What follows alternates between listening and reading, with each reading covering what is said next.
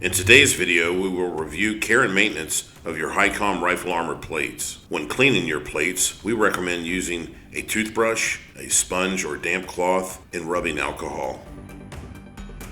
First, you will want to remove your rifle armor plate from your carrier.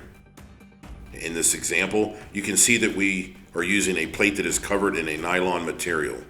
Then, lightly dampen the sponge with rubbing alcohol. Then gently wipe the entire strike face of the plate. Repeat the same process for the wear face of the rifle armor plate. For stubborn areas, a toothbrush will work great. Moisten the bristles with rubbing alcohol and lightly scrub any problem areas. And repeat until clean. Once this is done, re-wipe with sponge and allow a short time to air dry before reinserting plate back into the carrier.